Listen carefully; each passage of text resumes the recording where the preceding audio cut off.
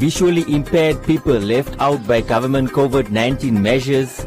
Tourism Ambassador Lira shares her travel experience in Namibia.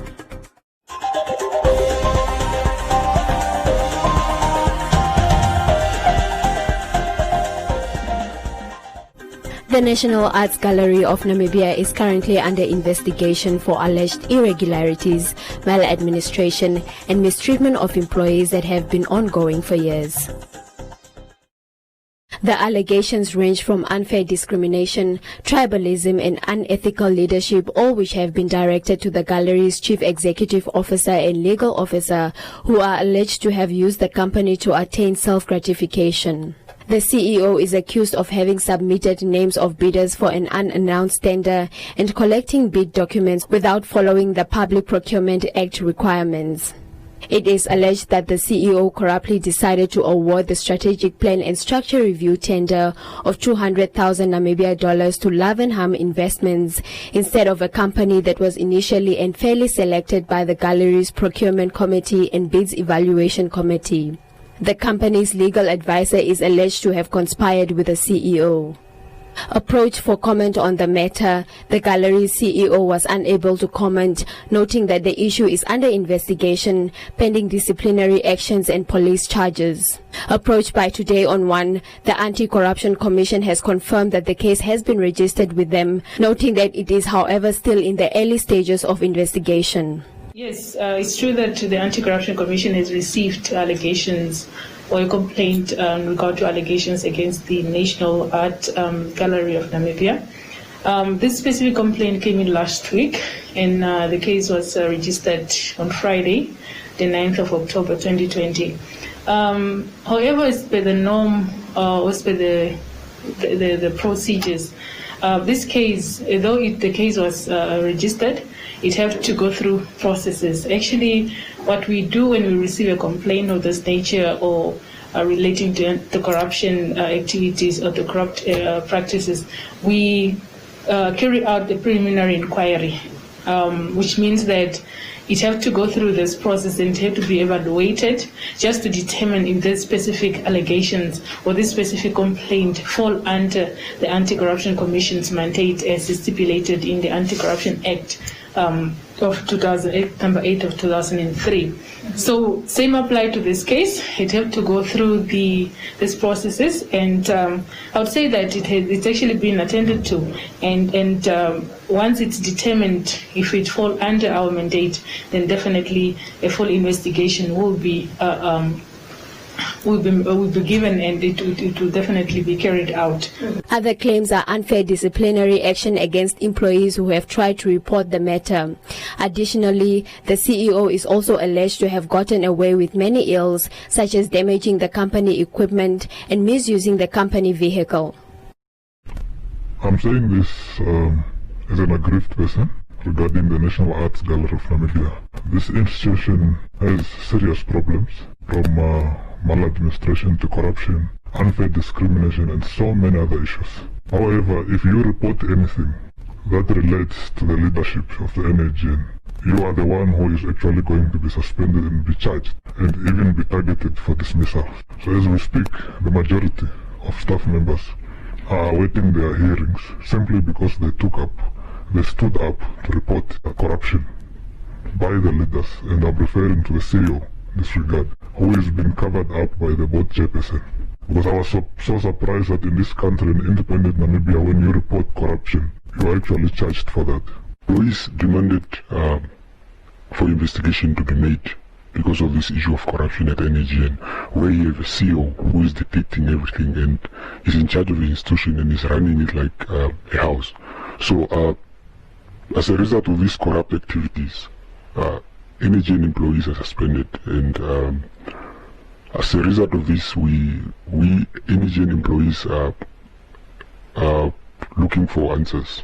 Up to now, they have reported this to relevant authorities, but there is no clear answer or clear direction. The company is plagued with alleged internal corrupt conducts. However, the issue has been taken up with the Ministry of Education, Arts and Culture and the ACC, who have begun investigations into the matter.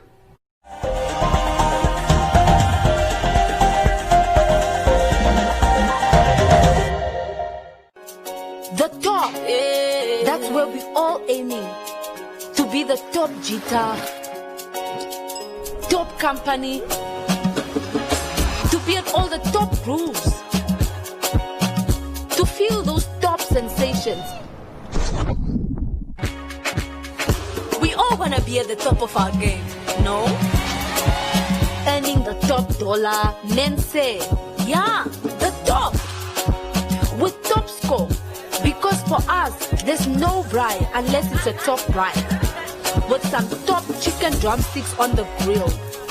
And there's no pub unless it's top score, cooked at top speed, with the top taste, the top aroma, the top texture. You know what I mean? The top! That's where we all aiming. And that's where Top Score takes us. Top Score, a proud product of Namib Mills.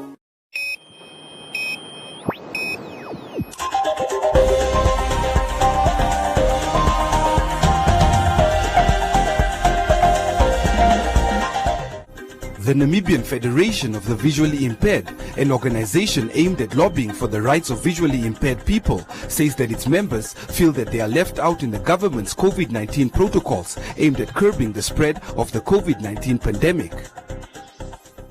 As the world struggles to cope with the devastating impact of the COVID-19 pandemic, the Namibia Federation of the Visually Impaired, on the occasion of White Cane Safety Day, has called on policymakers and the government to plan and design inclusive infrastructure which considers the needs of persons with visual impairments. There are some people that have put up markers in the front of their shops. And then the issue or the legislation is saying that you have to keep a distance, 1 meter or 1.5 meters. So the visually impaired people might not see that marker, or the white cane might not feel that marker. Therefore, it has to be in a way that the visually impaired can able to feel it with his or her weight cane. Nkipandulwa also reminded the government it should not forget its obligation as enshrined in the United Nations Convention on the Rights of Persons with Disabilities, more specifically Article 19, calling on countries to identify and eliminate obstacles and barriers that prevent persons with disabilities from equally accessing basic services such as transport and public facilities. He also added that Goal 11 of the Sustainable Development Goals stresses the importance of making cities and human settlements inclusive and safe for all. As the country prepares for the November regional councils and local authorities elections, Nkipandulwa also called on town councils and city planners to consider the above international blueprint to achieve a better and more sustainable future for all. For instance, the zoo park and some other, sport stadium and some other public places. So town councils, they need to really look into that, and also include visually impaired people when they are coming up with those designs and so forth. There are growing concerns that crucial messages about the COVID-19 disease disseminated by health authorities, the government and the media are not reaching persons with disabilities, especially for those countries with an absence of an access to information legislation. Some of the members who attended the commemoration of the White Cane Safety Day emphasized the importance of access to information for this vulnerable group in society. I would like to thank the media for their efforts to be able to put our voices where they are needed, because we are empty, we are nothing without them. We cannot reach to Katima, but their coverage can reach Katima. We may not be able to reach SA, but their pages from Facebook and WhatsApp and Twitter will be able to reach SA for us. So you are the ones that makes our voices to be heard. You are the ones that takes our problems where they need to be taken, because us ourselves sometimes we don't even know where is the state house, but you people, you know. So we really thank you for all that, the efforts you do, and for all the sacrifices you do in order for our voices to be heard.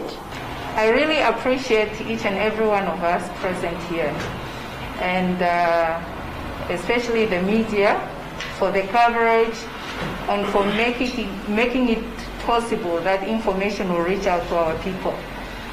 And I would love to say thank you again. Thank you very much. We really appreciate you. The Namibia Federation of the Visually Impaired is the umbrella body that represents an estimated 20,000 people across Namibia who are totally and partially blind-sighted.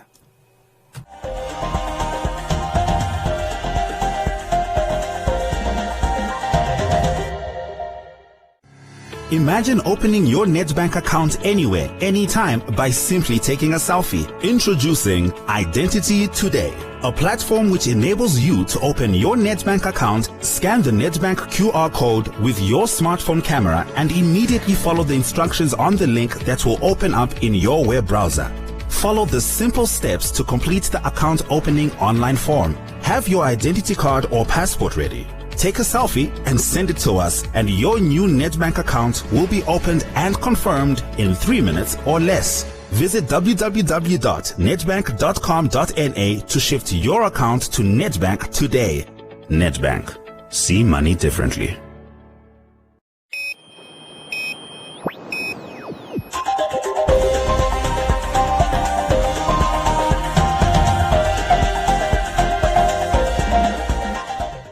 South African singer Lira has been in the land of the brave since the beginning of the COVID-19 state of emergency and has since explored what the country has to offer, including its wildlife. The Federation of Namibia Tourism Association has identified Lira as the new travel ambassador for Namibia. I felt like I was on an endless adventure. Every weekend I was in some place in Namibia. I was sleeping under the stars. I camped for the first time. I literally slept under the open sky. Nothing between me and the sky. I don't know many places in the world where people can say that. And so, long story short, I've really fallen in love with Namibia. I've seen all of it. I bet you I've seen more Namibia than most of you. Yeah. Yeah. By choice. Something in me said, get out of the city, you need to be in nature. Then a friend recommended that I consider Namibia. Flights were starting to be grounded. Some people were flying, but I was not going to get into a flight during the height of the pandemic. I was afraid that I was going to catch the virus. So I decided to use the only border that was land border that was available, which was Ariamsvlei. I literally took the 18-hour drive to be here by choice because I needed to be in nature. Now, last year I spent my birthday here, and this year I also spent my birthday, which also happened in March. So I decided, let me be here. This is the most natural place I know on earth, and it gives me an opportunity as well to explore more of Namibia. So I packed a bag for 21 days, naturally. I knew for a fact that there was no way that my industry would come back to normal for at least the rest of 2020. That's what I expected, so there was nothing to lose for me coming to Namibia. So fast forward, 21 days, I was up, and I know there's nothing to, really that I had to rush back to South Africa for. And then Namibia started introducing specials all over the place. I was like, oh my God, how lucky could I get? So I decided to utilize every special available. I have been to Sossusvlei, I've been to Damaraland, I've been to Caprivi, I've traversed all of Etosha. I've been here. I looked at this, I was like, oh my God, I was here. Lira said that a friend recommended that she travel to Namibia, and she could not believe the beautiful locations that she discovered in the land of the brave. I'm actually Namibia's tourism ambassador. I literally said that I am. And I think this coincided with the same day that Metumba was announced as the chairperson. So this thing kind of happened organically. I want to tell the world about Namibia. I've discovered a gem. People in my circles, people that are my followers, I don't think they know what Namibia has to offer. What blows my mind is that Namibia is here, right here on our doorstep. I first came to Namibia when I was 22 that was very long ago.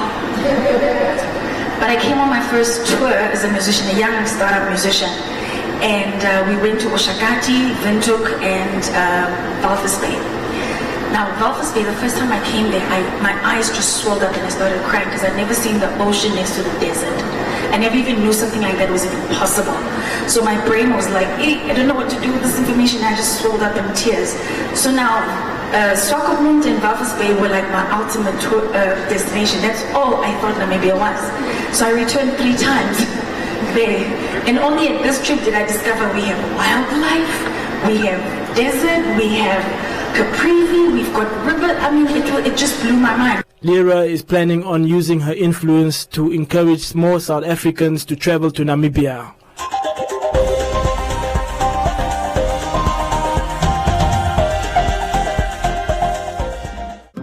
I'm in a meeting. Hi, everyone. Oh, hi. Hi. Okay, let's get right into it. Can we talk about the Q2 fiscal report? Ricardo, what do you have for us? Thanks, Pewa. Well, it's clear we're feeling the economic headwinds. Profits have leveled and we're... First place! Sorry, guys, it's my dad. Did you hear? I'm in first place. And I just broke the lap record. Dad? I'm a bit busy here. Oh. Okay. Where? Oh, sorry. 2020 just got crazier in a good way. You can now enjoy fast, reliable, and uncapped internet at 25 megabits per second with SpeedLink Lite Plus at crazy prices starting from as little as 898 Namibian dollars. Telecom Namibia. Sharing your world.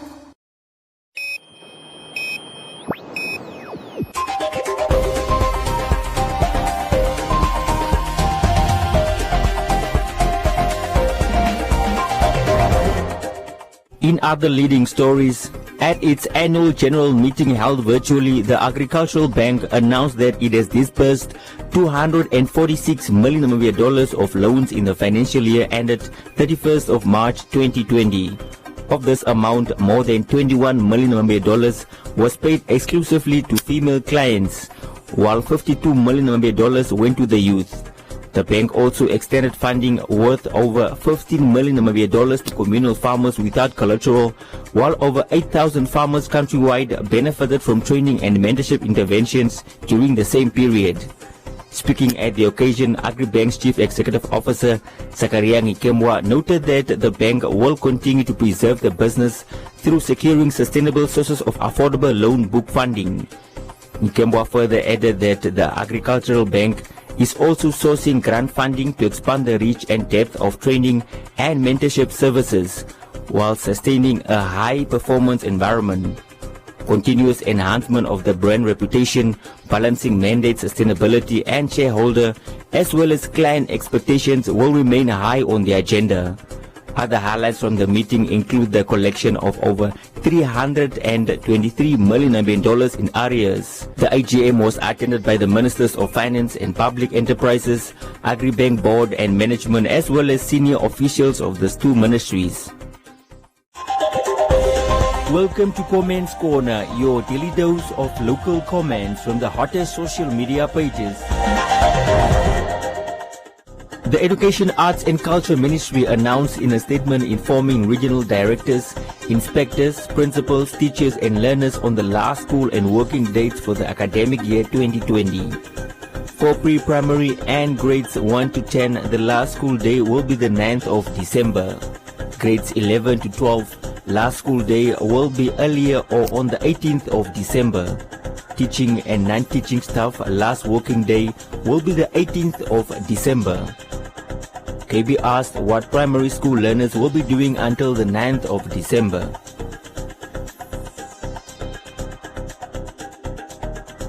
Penny has been waiting for this announcement for a while. Pala said schools were supposed to close in early November. Peniona thanked the minister for making this decision. Yambe said this is a good move as COVID-19 is still with us. Calls have been made to have the Minister of Higher Education, Training and Innovation removed from heading the ministry as a result of her political interference in the affairs of governance of various higher learning institutions. Rasta said that the Student Union of Namibia Secretary General is defending the PDM Member of Parliament who was accused of not paying back her NASFAF loan.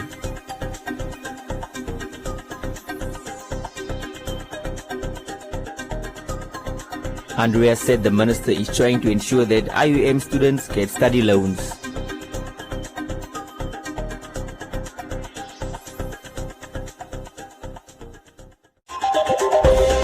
And that is all from Comments Corner. Be sure to post your comments on our social media pages for broadcast every day only on Today and One.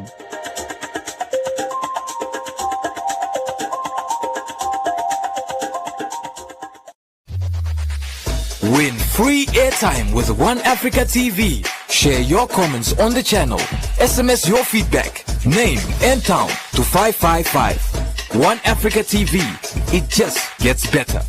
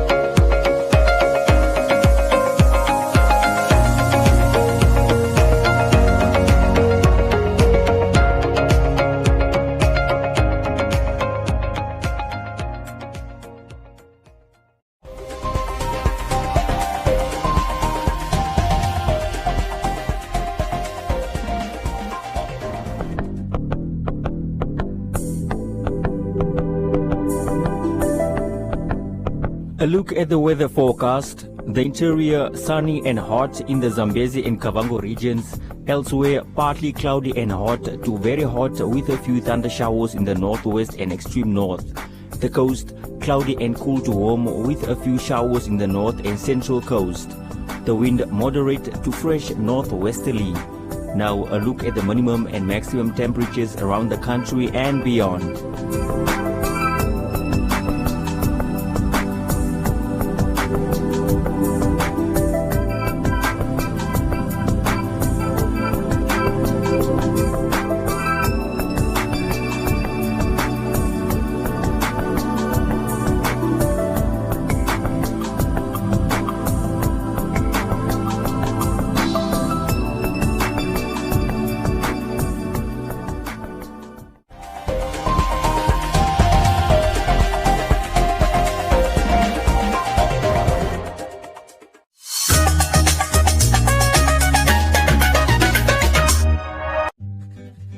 Prevention is important. Help prevent the spread of illness and keep yourself and others well. Hand washing is one of the most effective ways of preventing the spread of germs. Wash your hands regularly with soap and hot water, scrubbing your hands thoroughly for at least 20 seconds. Hand sanitizers can be used but are not recommended as a substitute for hand washing. Use sanitizers in addition to hand washing or in a situation where soap and water are not available. To avoid spreading germs, limit sharing of personal items such as utensils, cups, and dishes. Your skin acts as a barrier to germs, but your eyes, nose, and mouth are more vulnerable. Wash your hands thoroughly before touching your face, eating, or drinking. Avoid physical contact with others, including handshakes, fist bumps, high fives, hugs, and kisses. Social distancing is deliberately increasing the physical space between people to avoid spreading germs. While regulations may vary by country or area, the best guideline for social distancing is to maintain a distance of 6 feet from others. Germs can travel through the air from one person to another. If you sneeze or cough, do so into a tissue or the inside of your elbow to prevent the spread of germs. Avoid contact with ill individuals and insist they isolate themselves until they have recovered and are symptom-free. Clean and sanitize frequently touched common surfaces and high-traffic areas in your home and workplace several times a day. Share these guidelines with others and help prevent the spread of illness and maintain a healthy environment. An ounce of prevention is worth a ton of cure.